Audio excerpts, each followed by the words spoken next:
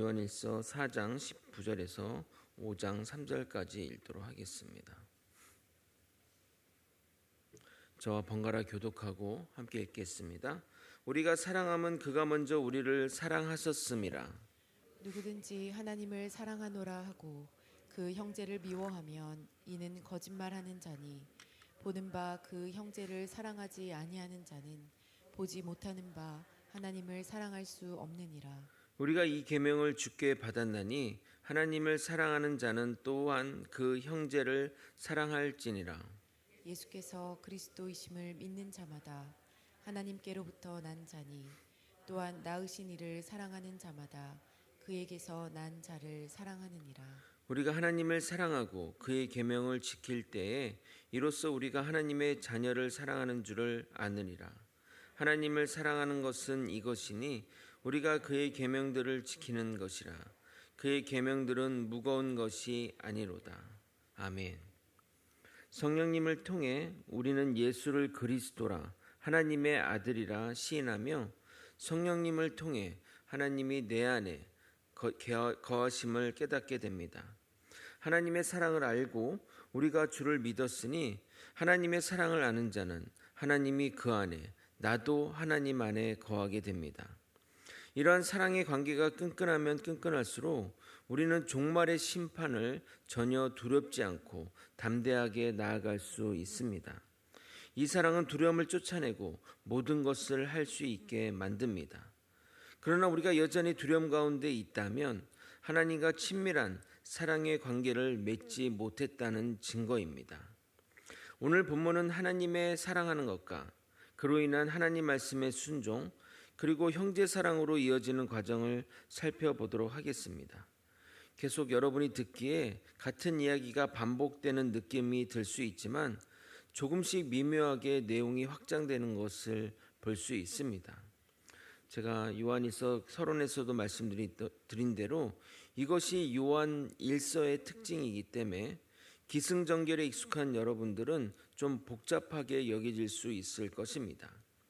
그런데 중요한 것은 사도 요한이 강조를 함에도 불구하고 우리가 실천하지 못하는 안타까움이 있으니 말씀을 잘 듣고 순종의 길로 나아가길 예수님의 이름으로 소망합니다. 우리가 형제를 사랑하는 것은 주님이 우리를 먼저 사랑하셨기 때문입니다. 이 말은 기원에 관한 문제가 아니라 우리가 형제를 사랑할 수 있는 이유에 관한 말씀입니다. 19절입니다. 우리가 사랑함은 그가 먼저 우리를 사랑하셨음이라.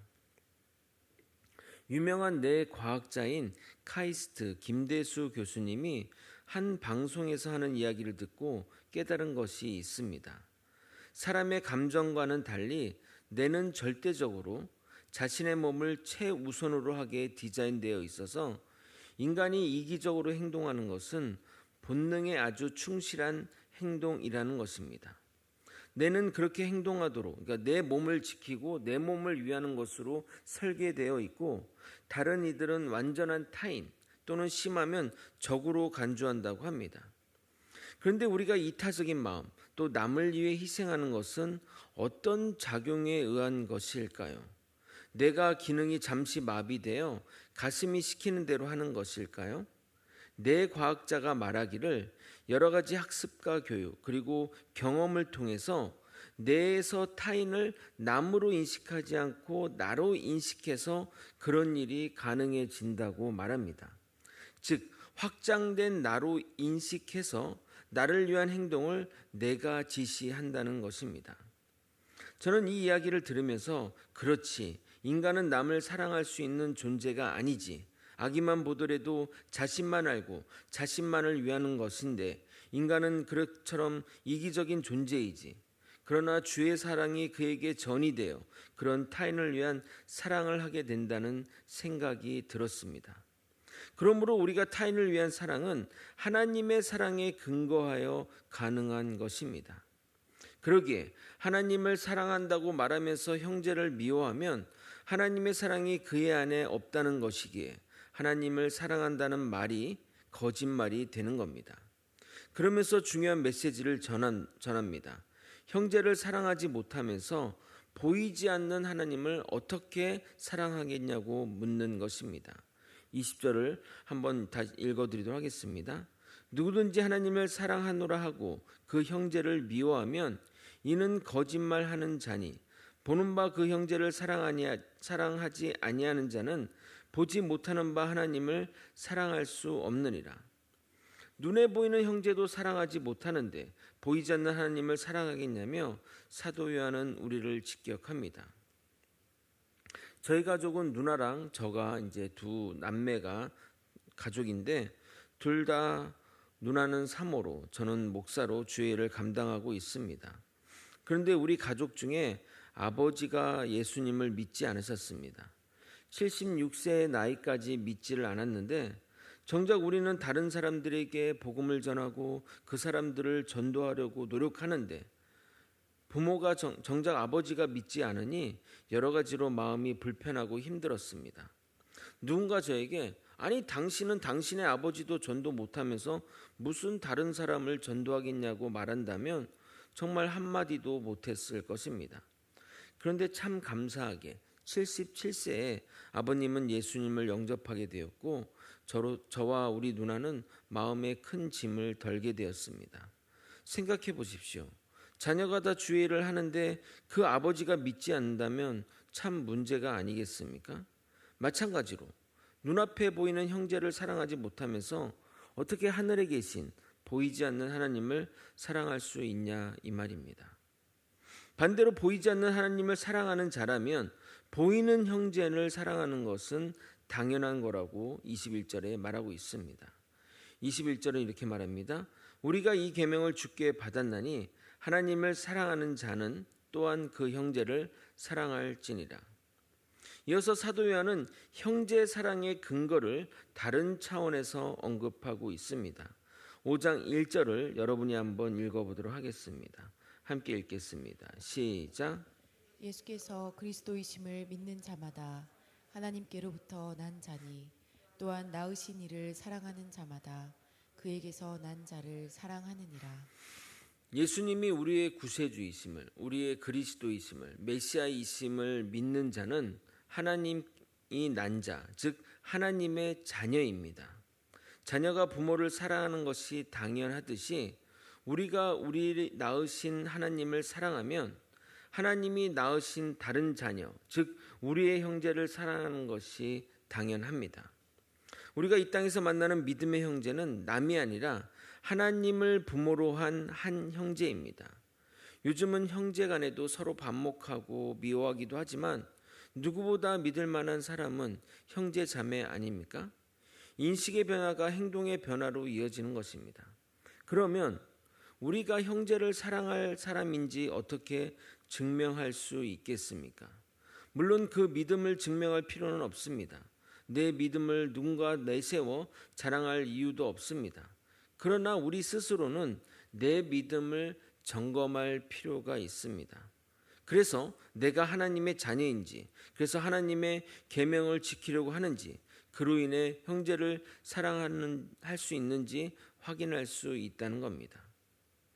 사도 요한은 이것을 복합적으로 설명하고 있습니다. 2절을 먼저 읽고 다시 한번 설명드리도록 하겠습니다. 우리가 하나님을 사랑하고 그의 계명을 지킬 때에 이로써 우리가 하나님의 자녀를 사랑하는 줄을 아느니라. 그동안 사도 요한은 형제를 사랑하는 것이 하나님을 사랑하는 그 표지라고 말했는데 여기서는 하나님을 사랑하고 그의 계명을 지키는 자는 형제를 사랑하게 된다고 말합니다. 이렇게 역으로 말하는 것, 그러니까 우리가 형제를 사랑하는 것이 하나님을 사랑하는 증거라고 얘기했는데 하나님을 사랑하고 계명을 지키면 형제를 사랑한다라고 역으로 말하는 이유는 형제 사랑이 성도의 삶에서 너무 중요하기 때문에 하나님의 사랑에 근거하여 강조하는 것입니다. 우리가 하나님을 사랑하는 것은 하나님의 계명을 지키는 것에서 확인이 됩니다. 우리가 자발적으로 하나님의 말씀하신 계명을 지키는 것은 우리가 하나님을 사랑하기 때문입니다. 당연히 그렇기 때문에 율법의 최고 계명인 형제 사랑을 실천하게 된다는 것입니다. 물론 우리 가운데는 율법적인 이유로 내가 이렇게 안 하면 벌 받을 거야, 아니면 또 내가 잘 되기 위해서는 말씀을 지켜야지 라는 이유로 하나님의 계명을 지키는 자들이 있지만, 참된 복음은 주님이 우리를 위해 희생하신 그 사랑을 깨닫고 자연스레 말씀을 따르는 삶으로 나아가는 것이 바른 믿음의 삶이라 하겠습니다. 무슨 말이냐? 하나님이 날 위해서 희생하셨고 날 위해 그런 구원의 그 감격이 있다면, 그 하나님을 위해서 내가 하나님의 말씀을 따르는 삶을 살아가야지 하는 것이 바른 믿음의 길, 복음의 길이라는 겁니다. 그래서 하나님이 하라고 하는 것을 하라고 하는 것을 하고, 하지 말라고 하는 것을 하지 않는 삶으로 살아가게 됩니다. 그럴 때 가장 중요한 율법의 핵심인 형제 사랑으로 나아가게 됩니다. 예수를 그리스도로 믿는 믿음을 가진 우리는 모두 하나님께로부터 난 자이며, 당연히 하나님의 자녀는 아버지인 하나님을 사랑하게 됩니다. 그리고 우리와 동일한 신분인 하나님의 자녀인 다른 그리스도인들을 사랑하고 그 삶 가운데 하나님의 계명을 지키는 것으로 확인할 수 있습니다.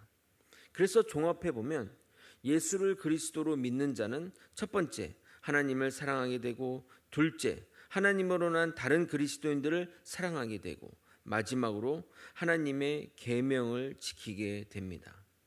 이어지는 3절은 다시 한번 하나님의 사랑과 율법 준수의 관계를 명확하게 제시하고 있습니다. 3절을 여러분이 한번 읽어보도록 하겠습니다. 함께 읽겠습니다. 시작. 하나님을 사랑하는 것은 이것이니 우리가 그의 계명들을 지키는 것이라. 그의 계명들은 무거운 것이 아니로다.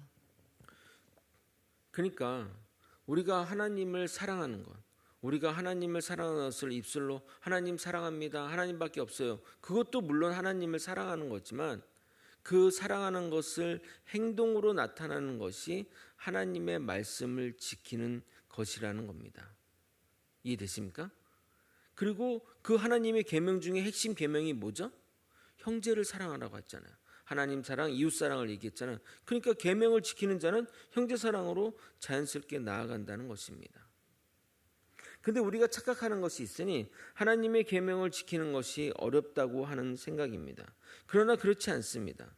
하나님이 우리에게 주신 계명은 우리를 억압하거나 힘들게 하라고 준 것이 아니라 우리 모두가, 하나님의 자녀들인 우리 모두가 행복해지기 위해서 주신 것입니다. 하나님은 출애굽 백성에게 이렇게 말씀하셨습니다. 신명기 30장 11절부터 14절을 제가 읽어드리도록 하겠습니다. 내가 오늘 내게 명령한 이 명령은 내게 어려운 것도 아니요 먼 것도 아니라 하늘에 있는 것이 아니니, 내가 이르기를 누가 우리를 위하여 하늘에 올라가 그의 명령을 우리에게 가지고 와서 우리에게 들려 행하게 하랴 할 것이 아니요, 이것이 바다 밖에 있는 것이 아니니, 내가 이르기를 누가 우리를 위하여 바다를 건너가서 그의 명령을 우리에게 가지고 와서 우리에게 들려 행하게 하랴 할 것이 아니라, 오직 그 말씀은 내게 매우 가까워서 내 입에 있으며 내 마음에 있은즉 내가 이를 행할 수 있느니라. 하나님을 사랑하는 자는 그의 계명을 자발적으로 지키게 됩니다. 하나님을 사랑하는 자에게 계명은 더 이상 무거운 것이 아니라 기쁨입니다. 우리가 사랑하는 아내나 또는 남편이나 자녀가 바라는 것을 행할 때 기쁨으로 행하는 것처럼 말입니다. 하나님에 대한 진정한 사랑은 하나님의 모든 명령을 기쁨으로 행하게 하는 능력을 가지게 합니다. 말씀을 정리하겠습니다. 우리 인간 사랑의 근거는 하나님께 있습니다. 하나님이 우리를 사랑하셨기에 그 사랑으로 우리는 남을 사랑할 수 있습니다. 그런데 내가 하나님을 사랑한다고 말하면서 형제를 사랑하지 않는다는 것은 거짓말하는 것입니다. 하나님이 형제 사랑의 계명을 주셨기에 우리는 당연히 형제를 사랑하는 것입니다. 여기서 중요한 것은 우리는 이웃을, 우리 주변에 있는 사람을 남으로 생각하지만 실제는 하나님을 아버지로 한 형제, 한 자매, 한 남매라는 것입니다. 이 우리의 생각이 전환이 되면 우리의 행동도 달라지게 됩니다. 우리가 예수를 구세주로 믿게 되면 자연스레 하나님을 사랑하게 되고 그의 계명을 지키며 형제 사랑으로 나아가게 됩니다. 이 말은 예수님의 보혈의 의미, 그 희생의 의미를 안다는 말입니다. 우리가 주님을 향한 사랑은 하나님의 계명을 지키는 것으로 확인할 수 있습니다. 진정 하나님을 사랑한다면 그 계명을 지키는 것이 의무가 아니라 기쁨이 됩니다. 우리 모두 진정 기쁨으로 주의 말씀대로 살아가는 저와 여러분이 되시길 예수 그리스도 이름으로 축원드립니다. 아멘. 기도하시겠습니다. 하나님을 사랑해서 그 하나님이 명령하신 그 계명을 지킴으로써 형제 사랑으로 나아가는 우리 모두가 되게 도와주시옵소서. 하나님의 계명을 지키는 것이 우리에게 강제요 복종이요 의무가 아니라 하나님을 너무나 사랑해서 기쁨으로 순종하는 자리로 나아갈 수 있도록 인도하여 주시옵소서. 내게 나를 위해서 흘리신 그 보혈의 의미, 그 가치를 깨닫고 하나님을 더욱더 사랑하는 자가 될 수 있도록 도와주시옵소서. 그리고 그 사랑을 계명을 준수함으로써 보여줄 수 있는 믿음의 실천을 할 수 있는 우리 모두가 될 수 있도록 이끌어 주시옵소서. 이 모든 것 우리 주 되신 예수 그리스도 이름으로 기도드리옵나이다. 아멘. 다 함께 주기